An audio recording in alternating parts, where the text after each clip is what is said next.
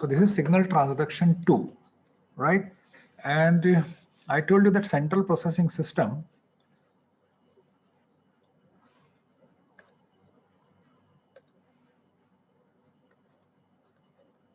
CPU, it is made up of, it is composed of CHE genes.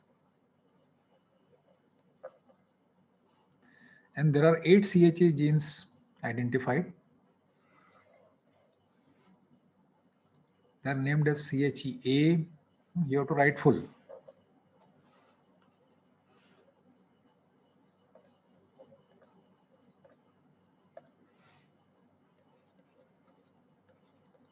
CHEB, CHEC, CHED, CHEW, CHER,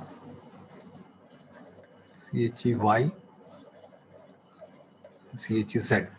These are the 8 CHE genes, which make, what you can say, form the CPU, central processing system, central processing unit of this signal transduction cascade of chemotaxis, right?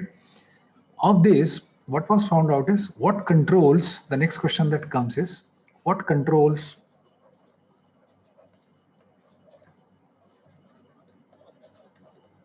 flagellar rotation?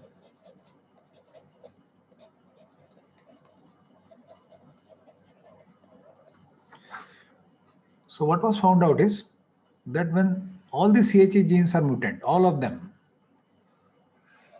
mutant, right? Then in that case, the flagella moves only counterclockwise.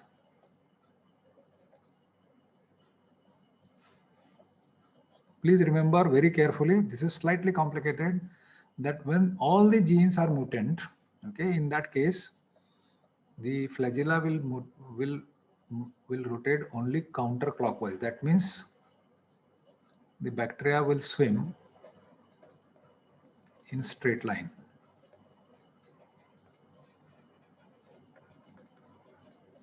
Bacteria will swim in straight line irrespective of whether attractant is bound or whether repellent is there. Irrespective of what compound is there, attractant or repellent, normally what happens, when an attractant is there, it moves towards it. And when a repellent is there, it tumbles away, right? But when all these genes are mutant, okay, so what is going to happen? The bacteria will move, the flagella will move only counterclockwise and the bacteria will swim in straight line only. All right. Please understand, please remember, when all the genes are mutant, CHE genes, the components of the processing unit, when all of them are mutant, bacteria can move, can swim in straight line only, irrespective whether attractant is present or a repellent is present. Okay.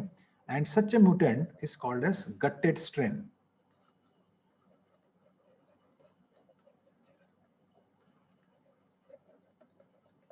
Gutted strain, right? Such a mutant is called as gutted strain.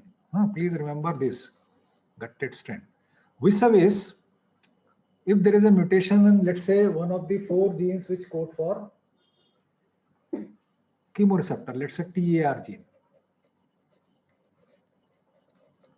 Okay, TAR is the first gene which codes for MCP1,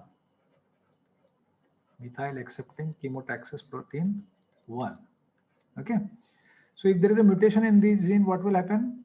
Only those attractants or repellents which bind to this gene, sensitivity of the bacteria towards those compounds will get affected. Sensitivity of bacteria towards the other class of compounds which bind to MCP2, MCP3 and MCP4 will remain unaffected. Okay, bacteria will respond to them in a normal way. Normal way means if an attractant is bound, bacteria will move towards it. And when a repellent is bound, bacteria will move away from it. Right? Except for those compounds which bind to MCP1, their sensitivity will be lost. All other compound sensitivity will be, bacteria will be sensitive to them. Vis-a-vis, when there is a mutation in all of them, okay, so bacteria will move only in straight line. Okay, they don't have an option of, rotating their flagella in clockwise direction. That means they cannot tumble. Okay, and such type of bacterial strains are called as gutted strain. Gutted strain, right? So what was found out is when scientists selectively expressed these genes one by one, CHEA was expressed, all others were not expressing. They found out that there is no effect on this. So when it comes to CHEY, this gene, CHEY, it was found out is that CHEY is responsible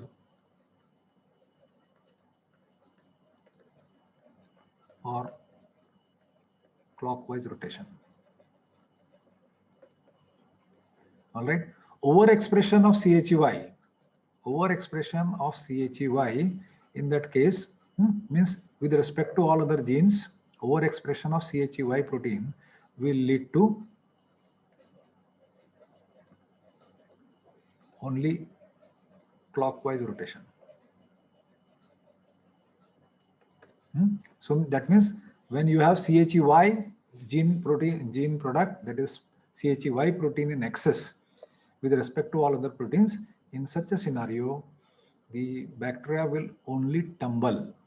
Okay, so these experiments, very carefully done experiments, have demonstrated that it is the CHEY which is responsible for controlling the clockwise rotation of flagella.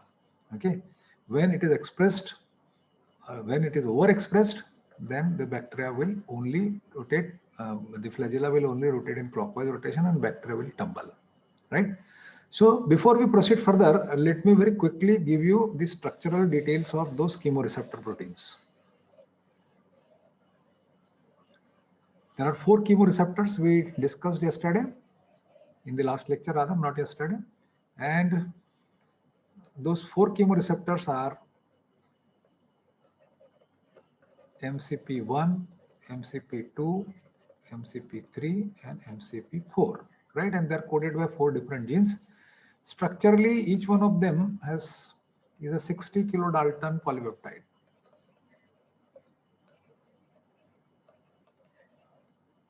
And each has 4 domains.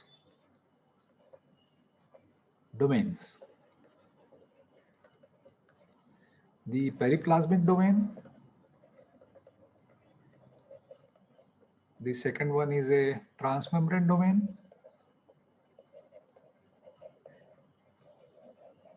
third one is cytoplasmic domain 1,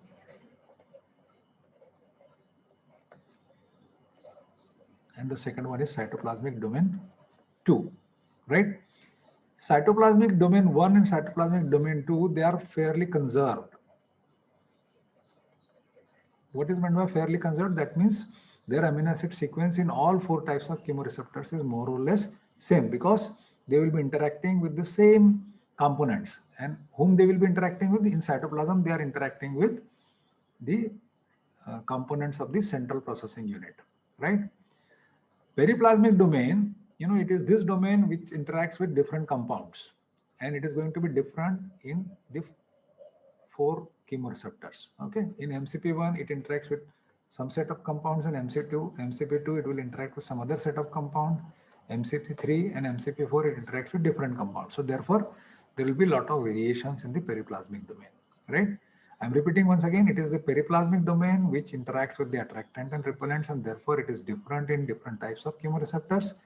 Cytoplasmic domain, on the other hand, both 1 and 2, they interact with the same component, therefore they are fairly conserved. That means amino acid sequence in all 4 types of chemoreceptors in cytoplasmic domain 1 and 2 remains more or less same or common. Let us see the structure of this.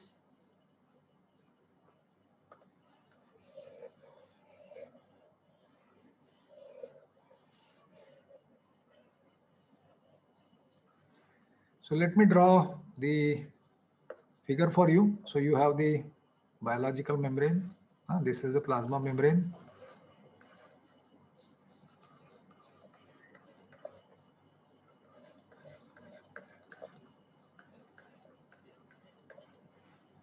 Right?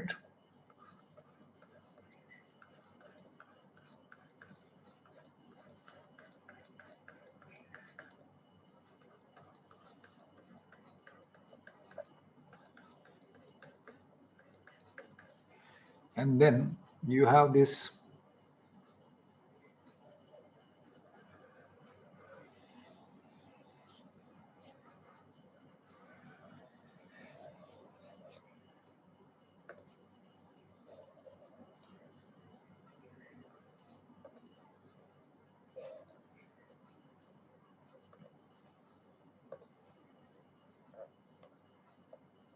so this is the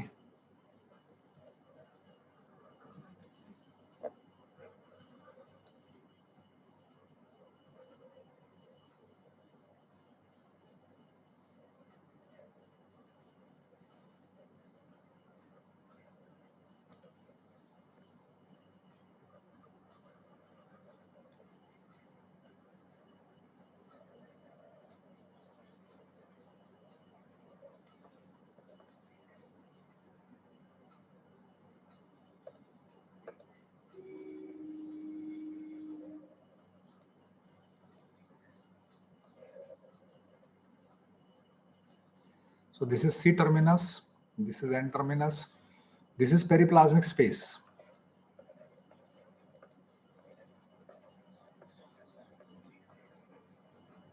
So you know there is one more outer layer in case of bacteria. So this is plasma membrane.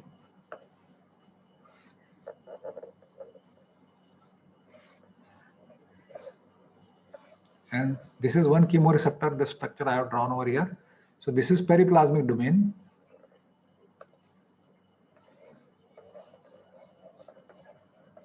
The one which is protruding into the periplasmic space, and there is a lot of variation in this periplasmic domain in 4 types of chemoreceptors. These two are transmembrane domain because they are in the membrane, and there is cytoplasmic domain 1, this, and the one in blue is cytoplasmic domain 2, is cytodomain 1, and the one in blue is cytodomain 2. The one in blue is also called as methylation site, reversible methylation site. Reversible methylation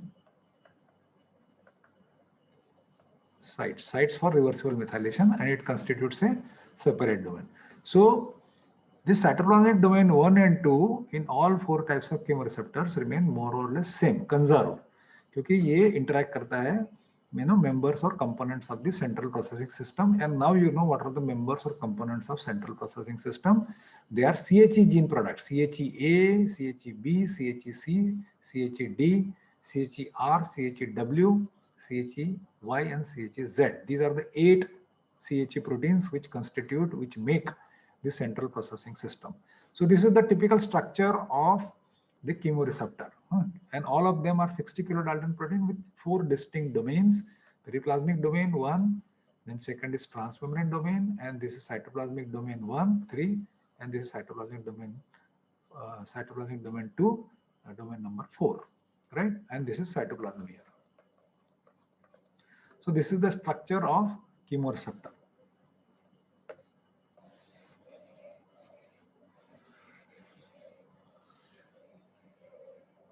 All right, so the question that comes next is, how does CHEY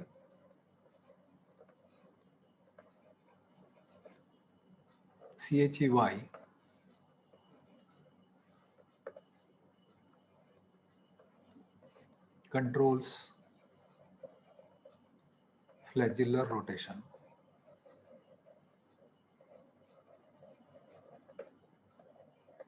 Right?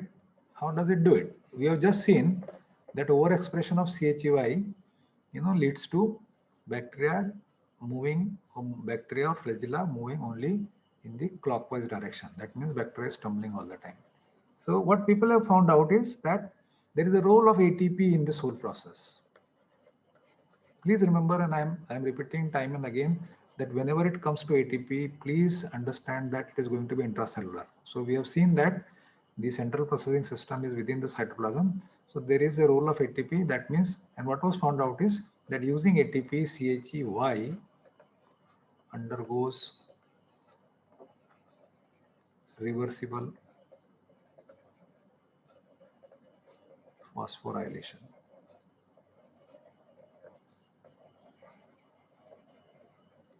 reversible phosphorylation. Okay, and the site of phosphorylation is a specific aspartate residue, aspartate amino acid in the CHEY protein, right?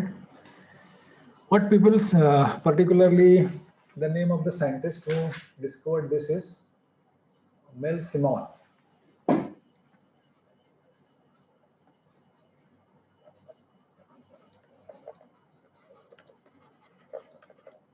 He is the one who, did a lot of work and gave us a very good insight into this whole process.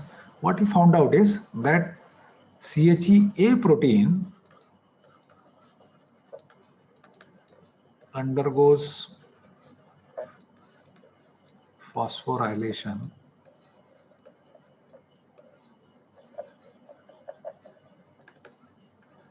at a low rate.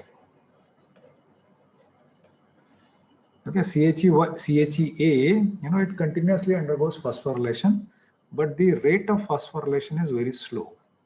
Okay, but when CHEA along with CHEW binds to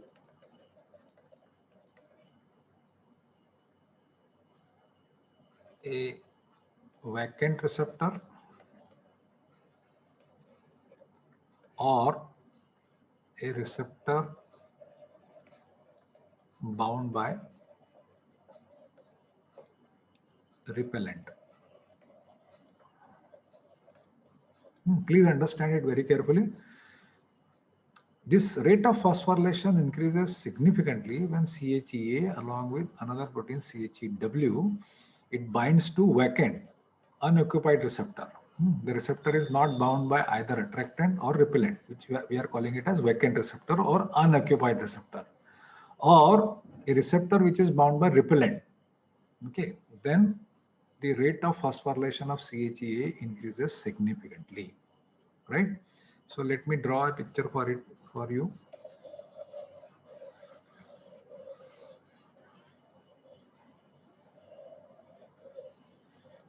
Let's say again, this is the biological membrane. I am not drawing the detailed biological membrane now. So this is the biological membrane, and let's say this is the receptor now.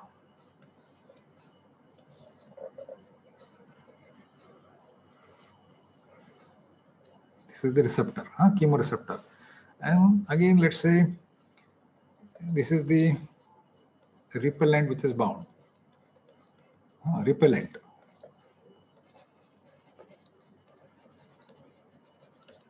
And when such a receptor is bound by CHEA protein along with, this is CHEA and this is CHEW. Okay, and this is receptor.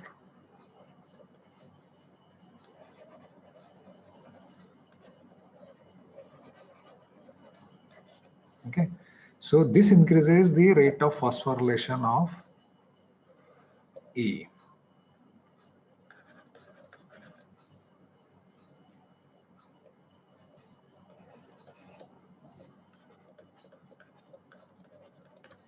Okay, and this phosphorylated A in turn activates or phosphorylates CHEY.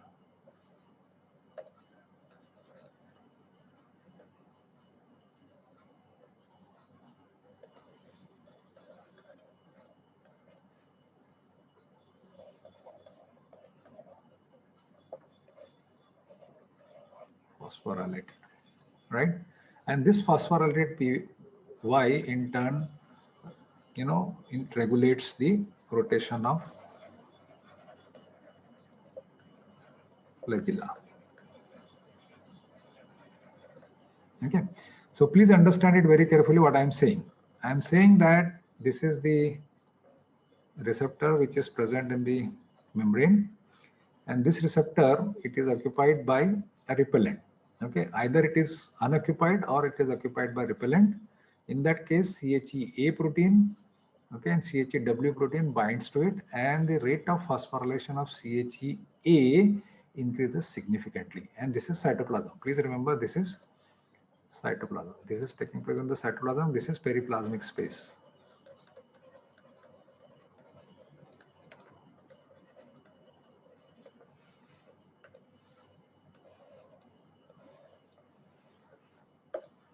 So CHEA, which otherwise was also going phosphorylation at a slower rate, when it is bound to an unoccupied receptor or a receptor which is bound by repellent, not attractant.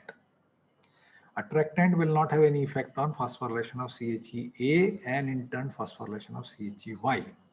It is only the repellent which will increase the phosphorylation of A in presence of W, and this phosphorylated A, this A undergoes phosphorylation at a histidine residue, whereas Y undergoes phosphorylation at a aspartate residue. Okay, and this phosphorylated Y, as I told you, CHEY is responsible for rotation of the flagella. So when you have phosphorylated Y, what it does, it causes the bacterial flagellar motor to rotate clockwise, leading to bacteria tumbling. Why bacteria tumbling? Because there is a repellent bound. Okay, bacteria tends to move away from that particular source, right? And it doesn't remain phosphorylated forever. In biological system, please remember, anything which undergoes, which gets excited, has to come back to the ground state. So if it has undergone phosphorylation, it has to be dephosphorylated, and it undergoes dephosphorylation in presence of protein CHEZ. In presence of protein CHEZ, it undergoes dephosphorylation.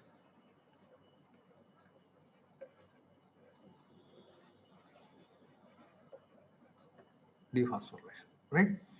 So this is how CHEY undergoes, CHEY gets phosphorylated, and this is what is called as autophosphorylation.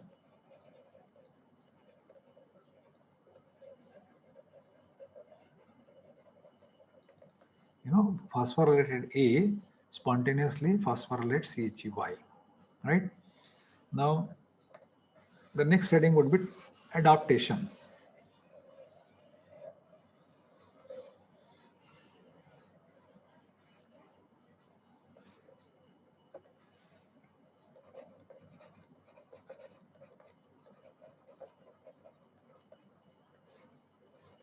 What is meant by adaptation? As I said, and I keep saying that in biological system, if anything, any system gets excited, it has to come back to the normal state. For example, let's say you have a source of repellent.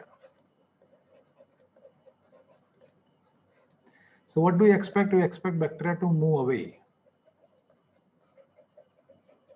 And how do they move away? They move away because of clockwise rotation of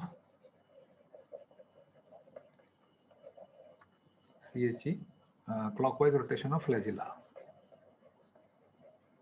and which in turn is controlled by CHEY. We have just seen, right? So if there is an there is a repellent, so they will move away. So will they continue to move away lifetime? Answer is no. So they tend to move away. This movement, clockwise rotation of flagella, remains there for almost a second or so, and after that, the sensitivity is reset.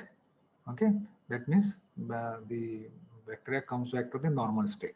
Okay, this resetting of the sensitivity, so that if another source of repellent comes, it can again move away. Please understand, I'm repeating it once again, little complicated, but I'm repeating it once again. Let's say if you have a source of repellent, so what do we expect? We expect bacteria to move away, right?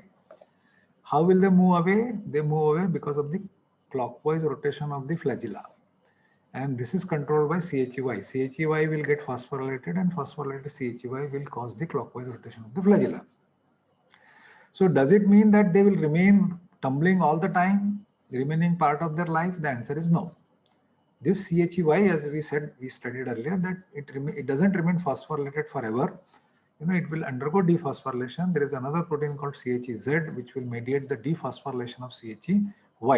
So bacteria will come back to the ground state, so that if they are exposed to another round of repellent, they can again move away. Otherwise, if they remain in the excited state, they will not be able to move away. So this resetting of the sensitivity, resetting,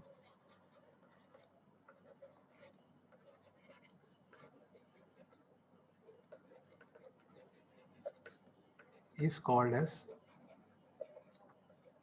adaptation.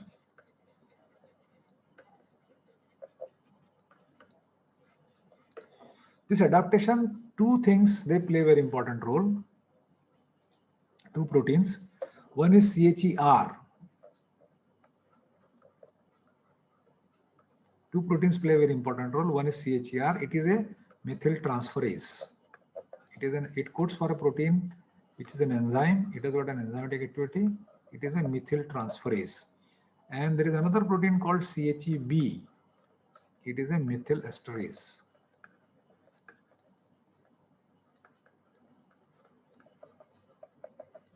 These two proteins play a very important role as far as adaptation is concerned. Let us see how do they play the role.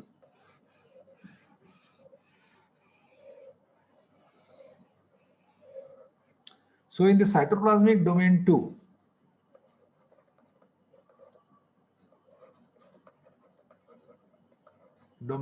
of chemoreceptor,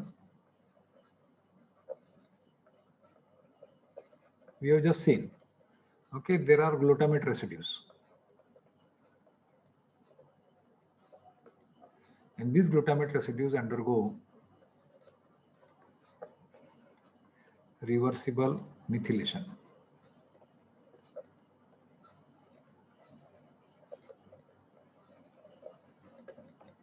Reversible methylation catalyzed by CHER and CHEB. Okay, so how does it happen? So you have glutamate in presence of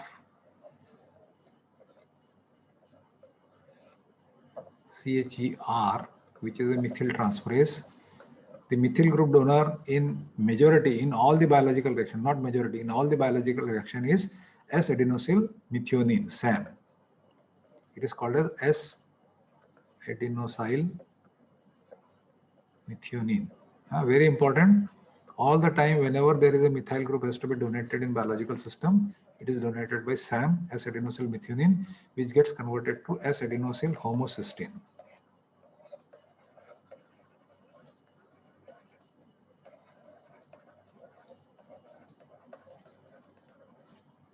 And the reaction is catalyzed by CHER, which is a methyl transferase. And it is a reversible methylation. CHEB will remove, which is a methyl esterase. It will cause removal of this methyl group. So methyl group will be removed here. Okay. And glutamate residues will come back to the normal stage. Glutamate means this. This is glutamate.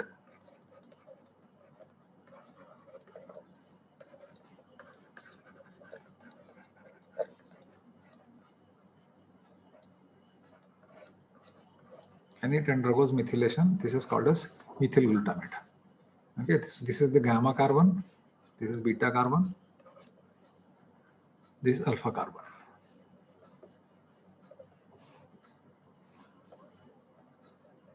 Alpha carbon, right?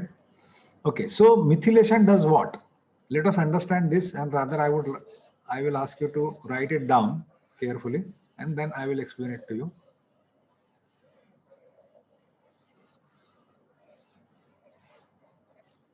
Actually, 4 methyl groups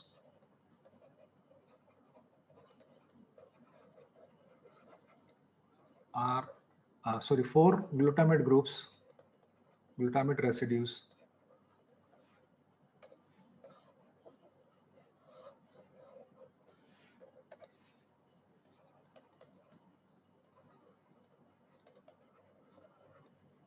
in cytodomain 2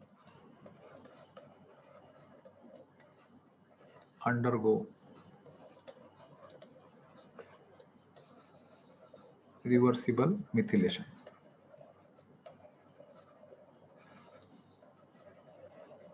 How does it happen? You please write it down. There are 4 things that happen.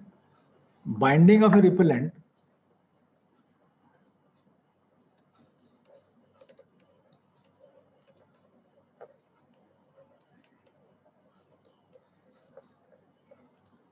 Binding of repellent promotes methylation.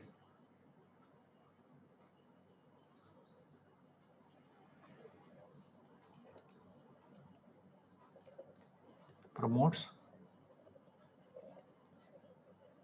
methylation.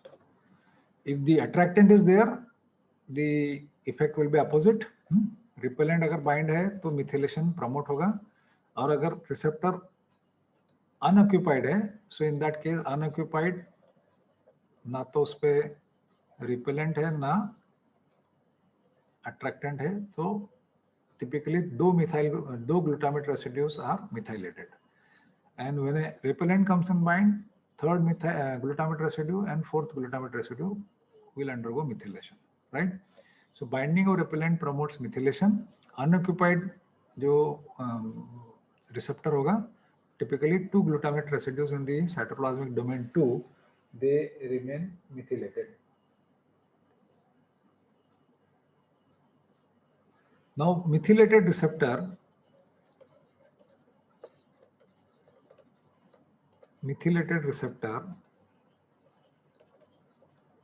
stimulates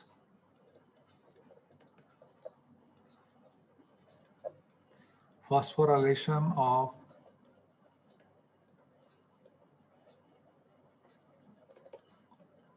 CHEA, and CHEA in turn increases phosphorylation of CHEY, right?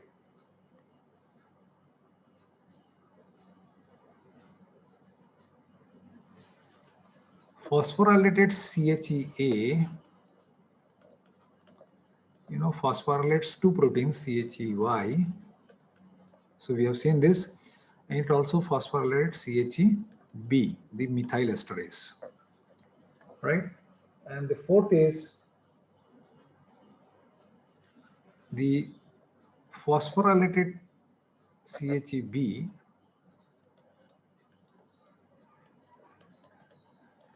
methyl esterase has a markedly enhanced activity.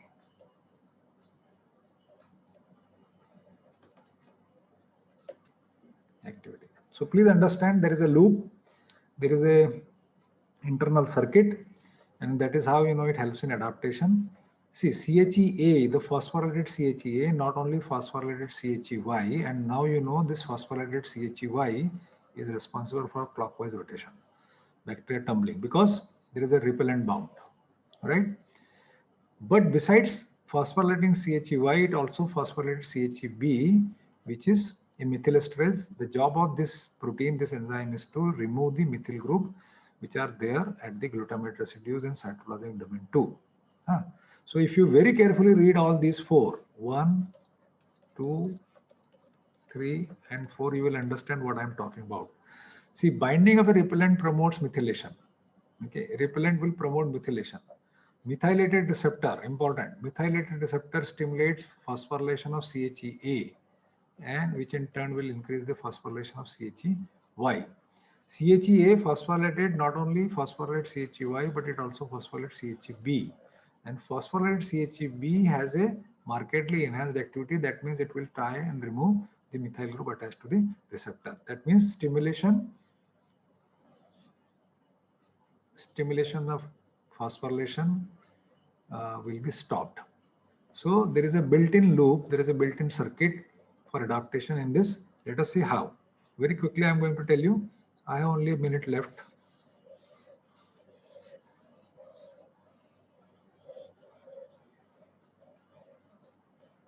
So you have repellent receptor complex.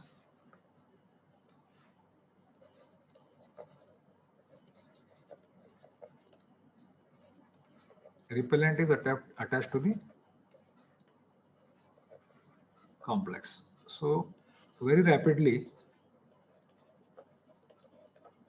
CHEA will undergo phosphorylation, CHEY will undergo phosphorylation and clockwise rotation. And slowly at the same time, what is going to happen? Less methylated receptor,